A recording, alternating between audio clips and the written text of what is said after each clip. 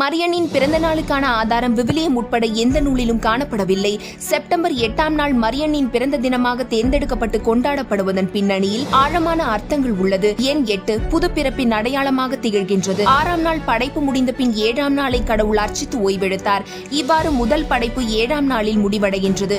7ஆம் நாளில் முடிவடைந்த முதல் படைப்பு கடவுளின் சாபத்திற்கு உள்ளானதால் அதனை புதுப்பிக்க முடிவெடுத்தார் இறைவன். தொடக்க நூல் 3:16. புது படைப்பு மீண்டும் துவங்குவது எனில் அது 8ஆம் நாளில் துவங்க வேண்டும். மரியன்னை புது படைப்பின் துவக்கமாக இருக்கின்றார். ஆகவே மாதத்தின் 8ஆம் நாள் மரியன்னை பிறந்த தினமாக தேர்ந்தெடுக்கப்பட்டது. செப்டம்பர் மாதம் அன்னையின் பிறந்த மாதமாக கொண்டாடப்பட காரணம் என்ன? டிசம்பர் 8இல் மரியன்னை அவருடைய தாயின் கருவில் உருவானதை அமலோற்பவ அன்னை என கொண்டாடுகிறோம். 9 மாதங்கள் கடந்து 10வது மாதம் குழந்தை பிறக்கும் காலம். டிசம்பர் 8இல் கருவில் உருவாகும் அன்னை 9 மாதங்கள் கடந்து 10வது மாதமாகிய செப்டம்பர் மாதத்தில் பிறக்கிறார். அதனால்தான் செப்டம்பர் 8ஆம் நாள் மரியன்னை பிறந்த தினமாக கொண்டாடப்படுகின்றது.